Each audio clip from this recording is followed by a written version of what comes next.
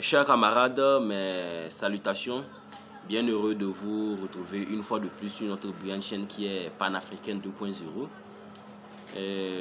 C'est la chaîne qui conscientise la jeunesse, surtout africaine, et qui informe sur l'actualité internationale. Nous décryptons les faits sociaux et les faits internationaux aussi. Vous savez, nous décryptons vraiment tout. Récemment, vous allez remarquer que je ne publie plus des vidéos. Vous m'excusez parce que j'étais vraiment malade. Et Dieu merci, ça va. Donc, je suis tombé sur une actualité vraiment pas possible. Donc, je suis tombé des nuits. Il fallait vraiment que je vous retrouve et que je vous passe l'information. Dieu merci, ça va, il y a la santé maintenant. Donc, nous allons revenir en force. Vous savez, aujourd'hui, l'actualité internationale nous amène... D'abord même, ça porte sur la relation entre Tel Aviv et puis Washington. C'est-à-dire Israël et les États-Unis. Vraiment, pendant la guerre des 12 jours, il s'est passé des choses dont j'ai eu vent de certaines actions, certaines informations vraiment qui m'ont fait tomber des nuits. Donc il fallait que je monte pour vous passer l'information. Vous savez, on se demande vraiment ce que Washington a fait manger et ce que Israël a fait manger à Washington pour que Washington se comporte vraiment comme un amant fou. Vous allez remarquer que plusieurs présidents américains arrivés au pouvoir ont toujours dit qui est contre Israël est contre nous. Et dans n'importe quelle galère qu'Israël s'est mis, Washington l'a toujours suivi pour le défendre. On ne comprend pas ce que Israël a donné à manger à Washington. Vous voyez. Donc, pendant la guerre des 12 jours, où l'Iran vraiment go Israël, et vraiment, ça fait vraiment plaisir. Hein? Il s'est passé des choses qui ont fuité récemment.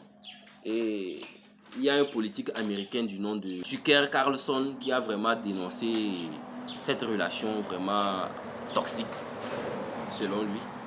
Donc, dans le cadre de cette vidéo, c'est ce dont nous allons parler. Mais avant de commencer, je vous prie de bien vouloir vous abonner, de publier et de liker. Vous savez, c'est une nouvelle chaîne. Mon ancienne chaîne, on a Shadow Benza, on a vraiment coupé. On a supprimé toutes les vidéos et puis on a coupé la chaîne. Si tu tapes le nom, c'était Patriote. C'était le Patriote. Mais ils ont coupé ça. Si tu tapes même Patriote, tu ne vas pas trouver la chaîne. Et si vous avez même le lien, vous cliquez, vous allez, on va vous dire la chaîne n'existe pas. C'est comme ça. Donc, j'ai créé, cette fois-ci, j'ai donné le nom de Panafricain. C'était Patriote et ils ont coupé. Maintenant, cette fois-ci, c'est Panafricain. Il faut qu'on soit vraiment Panafricain. Donc, je vous prie de liker. Il faut liker vraiment pour m'aider à grandir la chaîne. Donc, ce homme politique américain du nom de Tucker Carlson dénonçait l'attitude qu'ont eu des officiers, des hauts officiers israéliens. Vous savez, pendant la guerre des 12 jours, certains hauts officiers israéliens se sont introduits au Pentagone, vous savez, et la base même, là où le haut commandement de l'armée américaine, là où sont prises des décisions vraiment très importantes. Ces hauts officiers israéliens se sont introduits au Pentagone pendant une réunion, une crise, sans invitation, et ont commencé par émettre des ordres et des exigences, laissant le personnel américain vraiment stupéfait, en colère et humilié. Vous comprenez?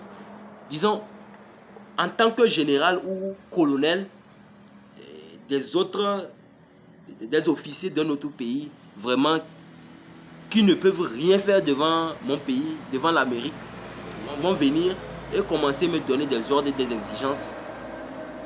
C'est normal que ça laisse le personnel américain stupéfait, en colère et puis humilié.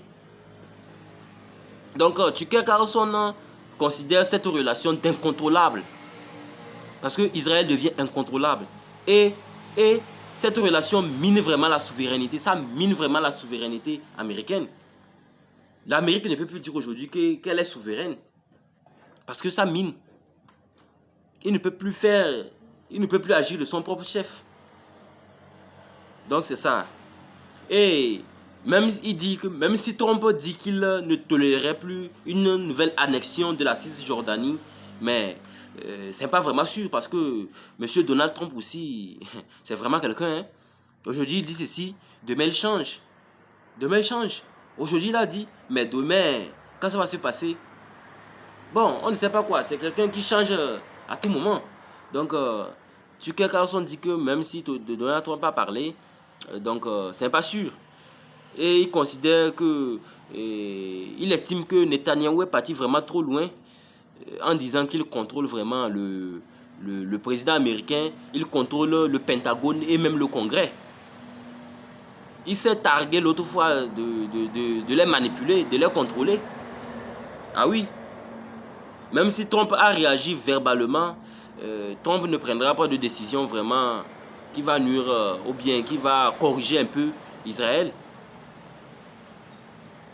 Donc c'est ça. Et Tucker Carlson propose 4 moyens de réparer cette relation destructrice et humiliante entre Israël et puis Washington. Voilà. Il dit, premièrement, l'Amérique doit reconnaître sa grandeur, puisque compte plus de 350 millions d'habitants, alors qu'Israël compte à peine 9 millions d'habitants. Donc, disons, si on veut comparer Israël, Israël équivaut, disons, au New Jersey. C'est un petit État américain qui compte approximativement les 9 millions aussi, et pour la même proportion de terres. Donc comment un petit État, Israël qui représente un petit État de Washington, des USA, mais qui contrôle, qui va manipuler l'Amérique comme ça, c'est ce que Tucker Carlson revendique. Il dit tout ça là, c'est dû à la responsabilité des Américains, des responsables américains. C'est à cause d'eux qu'on traite Washington ainsi. Aussi, il donne l'exemple de quelques Israéliens arrêtés après l'attentat du 2001. Il y a eu des espions israéliens arrêtés, mais Washington n'a rien fait. Or, si ça concernait des citoyens d'autres États, Washington allait brandir les armes. Il allait brandir les armes de tous les côtés. Vous savez? Mais avec Israël, Washington n'a rien fait. C'est ce qu'il disait.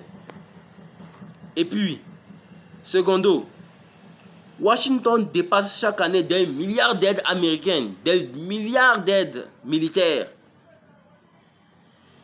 qui ne bénéficient à aucun, ça ne fait aucun intérêt pour les citoyens. Ça ne bénéficie à aucun citoyen américain. Mais Washington, chaque année, dépense des milliards. Tucker Carlson, et puis Tucker Carlson aussi parle après l'aide américaine, il parle aussi de la double nationalité. La question de double nationalité. Puisque quoi?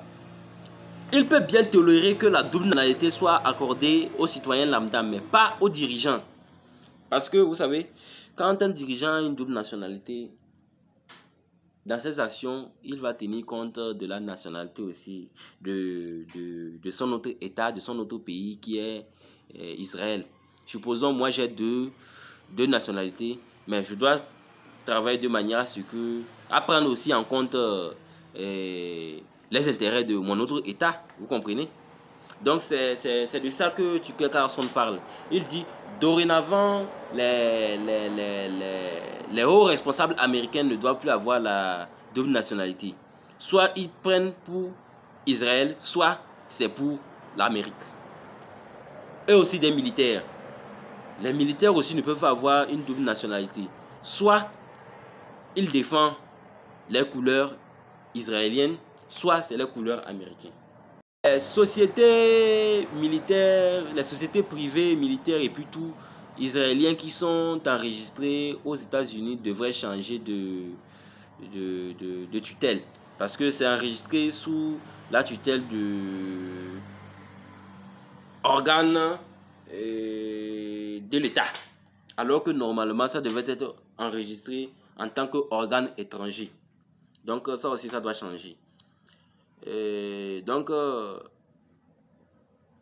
Tucker Carlson dit que non seulement, la relation qui existe entre Israël et puis Washington, ce n'est pas seulement d'ordre religieux.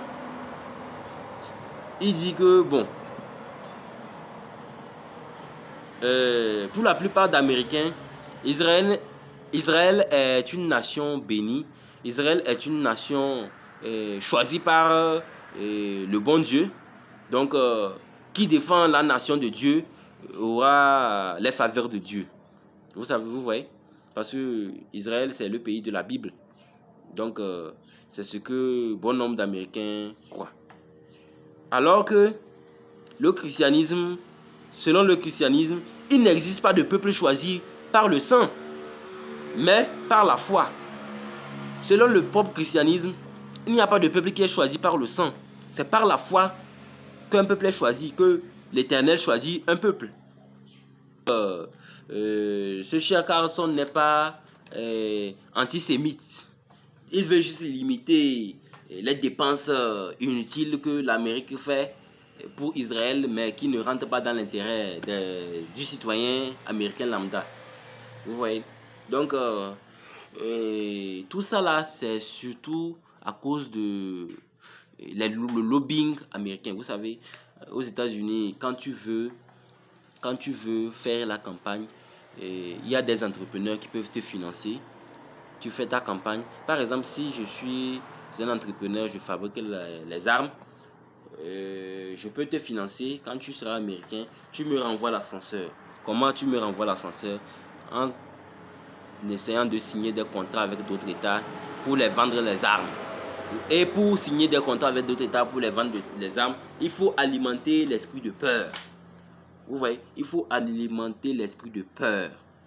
Il faut créer la peur, des guerres un peu partout pour qu'il y ait nécessité de s'armer. Voilà.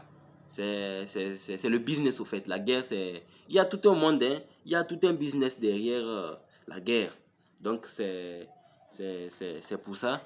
Donc, ces hommes d'affaires israéliens qui financent les campagnes des présidents américains. Donc, vous